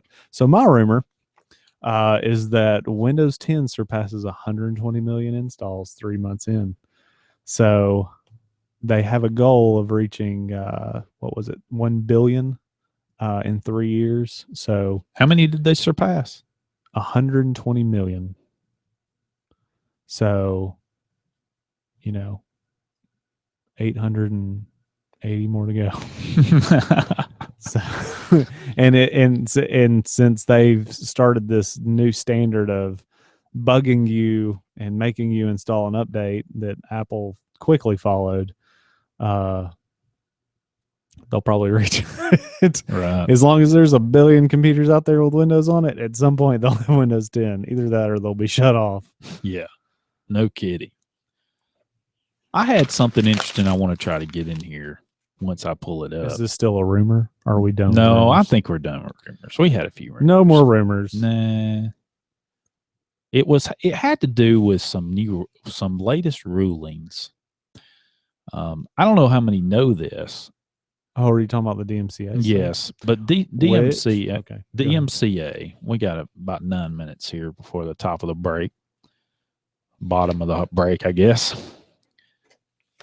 I don't know how many know this, but DMCA has been passed. It was actually originally passed a long time ago. I want to say it was 1994, I'm thinking. And I want to say it was this week. Well, it may have been. I want to say it was this week in tech history. Not saying that I'm saying that's my guess. Well, I just want to say I actually maybe- didn't know. The Guru posted it that the This Week in Tech History. I had to learn a little bit about it. I mean, I knew something about it. I'll have to make my guesses when that comes. Actually, I had that wrong. So I was close. I should have known this date. It was actually October of 1998. So you're right that it is this month, but the act was actually signed in October of Effective 1998. October 28th, 1998. There you go. It was. So they must, but basically the Librarian of Congress. Yeah. This person has exemptions sent to them in writing. There's a whole process. There's a real long process Concerning DMCA. Correct. Concerning DMCA. And then at some point, after they get all the ones, I guess, that get in to them, Yeah. they look them over and Yep. decide if they're going to give an exemption based on what. And there's a lawyer that had written a piece about this and had done many of these exemption processes. They say it's very meticulous, obviously. But here's the gist of what I wanted to cover. Really, the actual things that they actually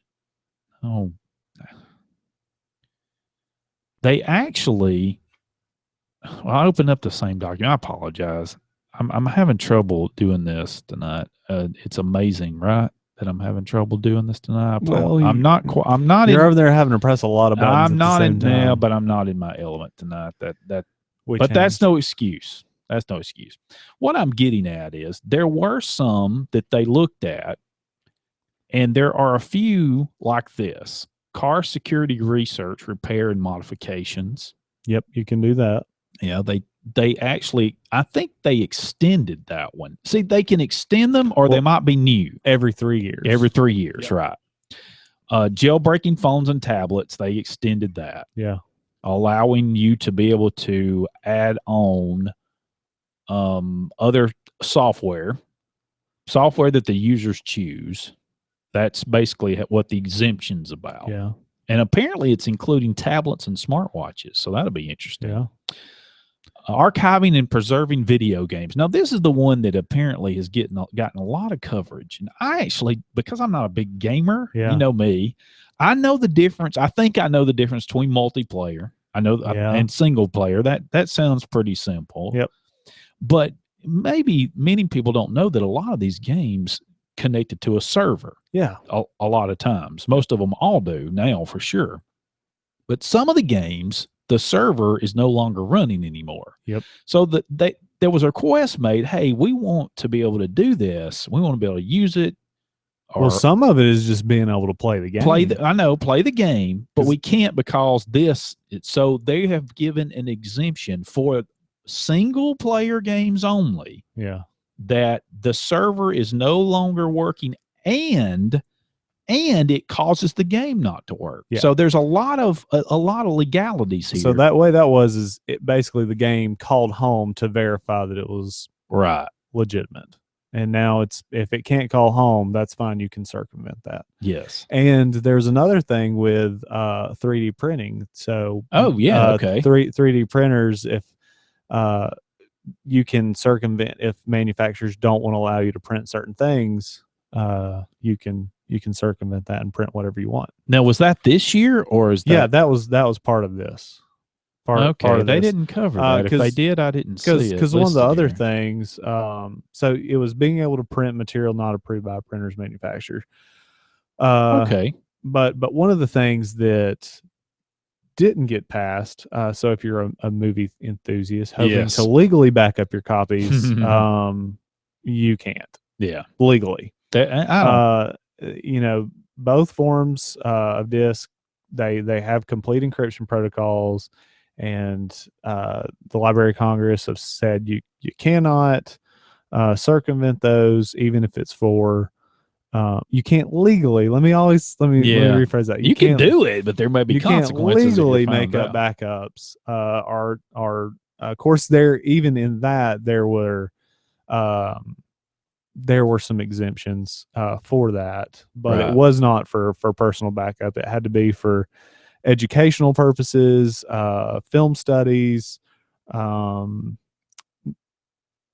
to think what else it was, but just those were it was basically educational purposes. And film studies or other courses were requiring close analysis of film and media excerpts. Doing documentaries. If they were trying to do research in documentaries or make a documentary about a particular era, whatever, then they were giving an exemption to pull that video out or reverse engineer if they had to get what they needed so that they can utilize that for documentary. Yes, documentary purposes. So I still think it'll be 3 more years before they revisit the being able to back up your movie collection, but by then it's all going to be online anyway. So we will probably get a whole new set of requests when it comes to personal movie collections. It'll be, can I back up the ones I have online? Right.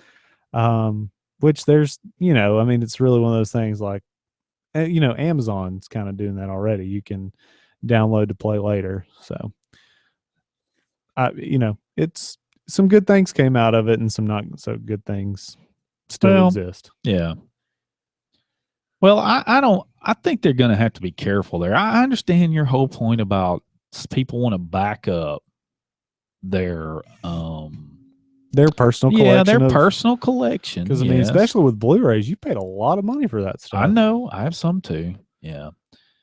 But the other thing is this, you don't really own it. You own the platform you're playing it on, but you don't really own the content. I mean, that somebody else made that, even though they've sold it to you to view it. But if I'm not redistributing it, yes, but that's a problem. Absolutely have the right. To back it up. I understand that. I just think that they're concerned that you open that Pandora's box, you'll never get it back. Never get everything back in it. They have no problem opening it up on other things in depressing news that I'm not. It's in my stack. I know. We may or may not get to it. But one thing that's not depressing is Tesla's autopilot. I'm glad you brought that up. With driver assistance prevents a 45 mile per hour head-on collision. So it was, you can go online, watch the video. It's going to be in the show notes. And it shows, this guy traveling in the left lane. He was watching the right lane because there's a lot of traffic. And he said that normally, even though it's a 45 mile an hour speed limit, traffic generally moves at 55. And I think we all know of roads that it's one speed and everybody goes another. So you kind of have to go with the flow of traffic. Sure. But he did not realize a car was just, making a left turn. And that other car was an idiot, but it prevented him from hitting that car. And it was in terrible weather conditions. It's not like the roads were dry or anything like that. And later on in this article, they show in Russia kind of the same thing, the autopilot doing some emergency braking and emergency steering because people were cutting this guy off. And it's a very defensive driving method that the car takes. So I know these ethical dilemmas of what are you going to do when the car decides to kill you to save another. That's definitely a good question to ask, but I don't think that's something that's going to come up. Yeah. So stay with us. Hey Techies Show. Be right back.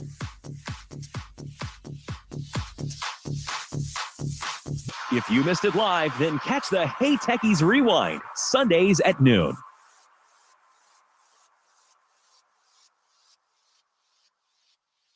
Gamecock Outfitters, located on the square at 109 Ladica Street in Jacksonville, provides customers with outdoor apparel and gear.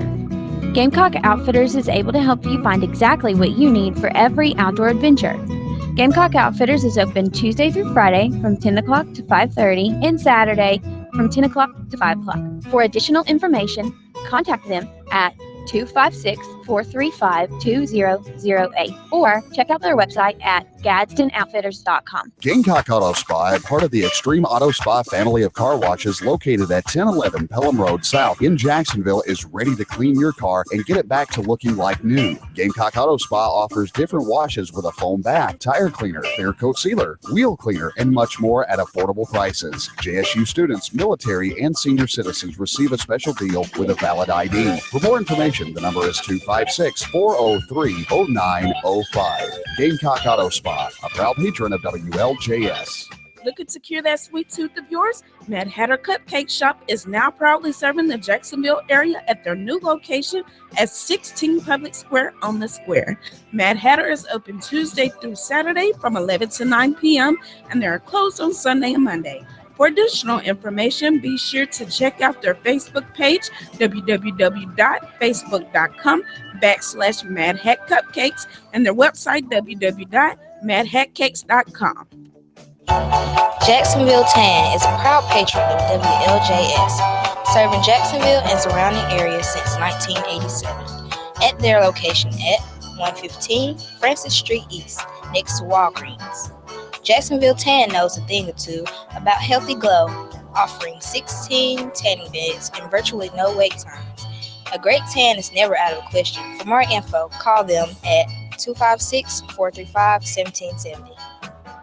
Jacksonville Bookstore offers supplies for school all throughout the year. From books to binders, pencils to Scantrons, Jacksonville Bookstore has it all. They are open Monday through Saturday with convenient hours and location on 302 Mountain Street Northwest in Jacksonville. To find out more, like them on Facebook or call 256-435-7407. Jacksonville Bookstore, a proud patron of WLJS. Celebrating 40 years of great college radio from Jacksonville State University. Hey folks, this is Bill Bussey, better known as Bubba from the Rick and Bubba Show, and I was on the air here from 1980 on and off till about 1989. Don't do the math on that. You're listening to WLJS, Jacksonville, Alabama.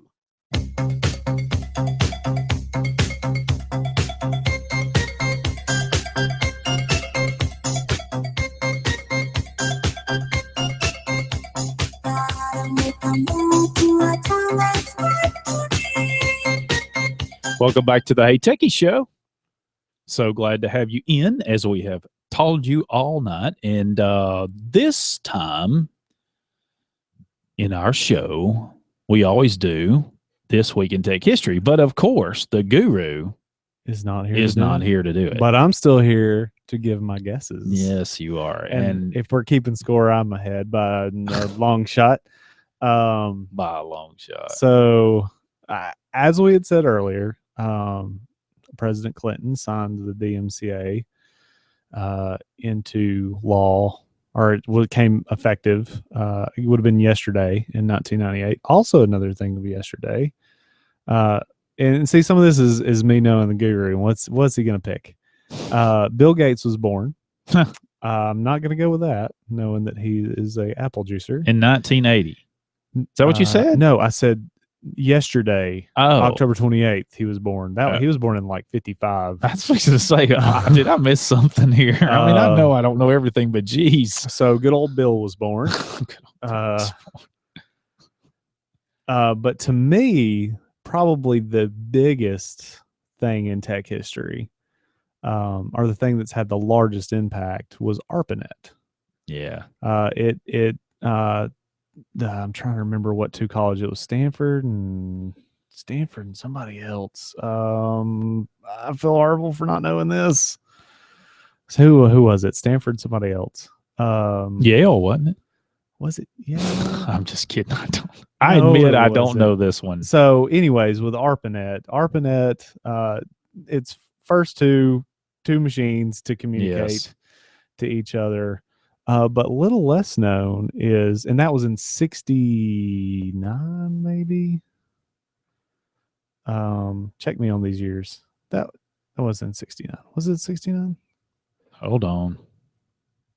Well, as you're bringing that up, not the same day, but on the anniversary week, I guess, of ARPANET, a little lesser known, it had a major crash. So I would say he went with something with ARPANET, because I mean that's just too huge. October 27th, 1980, the ARPANET, the precursor to the modern internet, stops functioning for about 4 hours after the network's routing tables are corrupted by a malfunctioning interface message processor, IMP. There you go. I got it right. And Guru says the game is tied up 26-26, but I don't think he's talking about our game. No, the Guru, they're the team they're playing, their game is tied up. Hey, there you go. Well, Guru, if you're listening, our game's not tied up. I'm winning. So he kind of let it. The thing is that I know we've said this in the past. I don't read the show notes. Do not look at them. Usually have no clue what they're going to talk about. They usually have no clue what I'm going to talk about until about an hour before the show. The Pleasant Valley, they're playing Gaston. Yeah. So now it's tied up. So we have a. It was 1926 at halftime.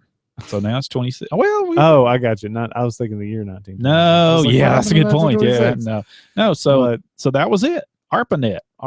So you learn a little bit of history on this show. Yep, sure do. And I probably give you more than you want to know. So, but that's what I was going to say is, not all of this I just know. Yeah. A lot of this I know. Hey, I've got a competition going here, and I've got to not only guess what this week in tech history is going to be, because there's so much history in tech that happens every week. And I'm asked to guess what is the one thing that Guru picked. So I really have to go through and analyze what do I think he would pick out of all this stuff. So I knew he couldn't pass up ARPANET. I knew he could pass up Bill. I knew he could pass up. Of course, I don't think Steve Jobs passed away this week, but he passed away in October. But anyways, I knew he would pass up some of that stuff because ARPANET was so important. So I think I'm starting to figure him out. Oh, well, let's try to wrap up this wonderful night with our overclock stack. Oh, man. Ready to go. If we can get it, we'll get as much in as we can. Sure. So some of the stuff we haven't covered. This is an article that Guru found, but never mind the polls. This computer model projects GOP win in 2016. The two factors weighed heavily in the model's conclusion, one of them being dissatisfaction with President Obama, with a lot of people, not everybody, but a lot of people. First, there's a historical trend voters that they vote out the incumbent. That hasn't always been true, but now the problem is the incumbent can't serve anymore, but the party could, the current party could win again if it got a candidate out there that would do. The second is the model found that sitting presidents generally must have an approval rating of 55% for a successor candidate to win. And right now, the President Obama's falls 10 points short of that, which is at 44% by most conservative estimates. So anyway, I will say the person that will win will be whoever the Nickelodeon's Kid Choice chooses. Historically, I've heard that's probably been the most accurate. Whoever they choose, that's who the president's going to be. So here comes the depression. Comcast data caps are just low enough to punish streaming. So, of course, Comcast doesn't like to call them caps. But Comcast and our local provider has a 300 gig cap. Yeah. And Netflix alone is responsible for about 17 gigs of video usage during the first 3 days of a month for a typical user. Also with video games, the updates that they have to download now with Windows sharing all its updates. And for example, because I love Grand Theft Auto, whenever it came out, it accounted for just under 49 gigs, which I think mine was a larger download than that. So downloading that one game blew through 16% of your monthly cap before you even played the game. There goes 16% of your monthly cap. So it's not entirely accurate to say that Comcast data caps are just low enough to punish streaming, because they're also low enough to hinder advances in online commerce, such as digital downloads as well, digital game downloads. So Comcast, shame on you. And all the other people that do caps, shame. More of his shame. Shame. Everybody knows your Ring name. the bell. Everybody knows what I'm talking about. Game of Thrones. Shame. Oh, no, I don't know it. Shame. Ditch the faux hoverboard and commute with Gig Fly Bike, a foldable electric bike. Meet the Gig Fly Bike. It's a folding electric bike that can travel up to 40 miles, according to this on one charge. Started by 3 friends from Argentina. I've actually seen it, and there'll be links in the show notes. You can go out there and look at it if you haven't seen it. Having a battery pack strapped to the back of a bike presents a great deal of technological opportunities, according to this group. They take full advantage of. For example, the bike has built-in phone charger, so you can use onboard battery to charge your device while you ride, if you need to do that. A folded bike will automatically lock when you're 15 feet away. So it'll lock itself up. The bike has already, it's a Kickstarter, obviously, and it has raised almost $300,000, more than the goal of $75,000. It's on pre-order. You can, guess what you can pre-order this for? This bike. $12,000. $2,290 for this bike. So there you go. Drop in the bucket. 37 pounds. So copy pasting URLs from Google search can leak previous searches. I would like to try this after the show. Yeah, I saw that. So for example, if you search for X and then search for Y, and then you're like, oh, well, I want to share this search result with somebody. In that URL that you paste will have information on your previous search. Yeah. Sometimes that can be embarrassing. Sometimes that can leak very important information. Yeah.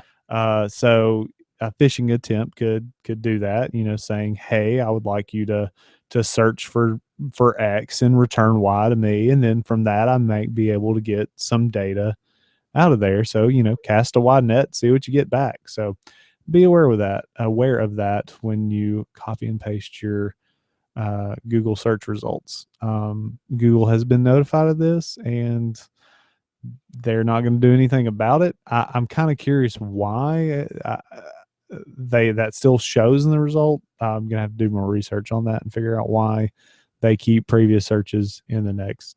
I don't know if maybe it's a do these things relate type thing that they're searching, or if it's just because Yeah, I don't know.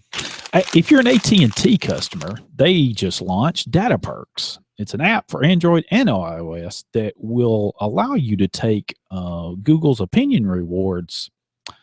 I guess they're I'm sorry, I know. Man, my brain is fried tonight. I don't know. Tell me, because I participate in Google Opinion Rewards. Well, you can get 1,000 megabytes to your plan any given billing cycle. That's what they're rewarding for taking these surveys. I was trying to say Okay, survey. So and instead of dadgum. giving you money, they're giving you data. Yes. The AT&T. Shame. Here we go again. Man, we should really just queue that up and keep that. So this is a really long story for the overclock stack, and you're not going to have time. I'm to do not it. going to have time. To we do got it. How much time we got? 60 seconds. 60 seconds. Somewhere in the neighborhood. So turns out the police Stingray spy tools can indeed record calls. This article that there will be a link for goes on to show that, what should have been just metadata or location information that can actually record calls, and they in the manuals to use this stuff, it actually tells them specific words to use and not use, and they specifically don't use the term Stingray when you go to the courts asking for a search warrant or just a warrant to use this device. Right. Use these terms instead, because they're vague enough to be accurate and also vague enough to where the judge can't really tell exactly what's being done. So yeah, just there's a lot to that. I say go read it because it's a very good article. Well, thank you so much for being with us tonight. We really, really do appreciate it, and glad that we had our caller. That was very nice for you to call. And thank you to our littlest, biggest fans. Littlest, biggest fans. We're so happy that you're out there. Hey, this has been the Hey Techies Show. Have a good evening. The Hey Techies Show is produced by Mike Stedham and co-produced by The Guru. Station manager is Billy Dunn. Join us again next time for another exciting installment of the Hey Techies Show. It's going to be great, maybe. From NPR News.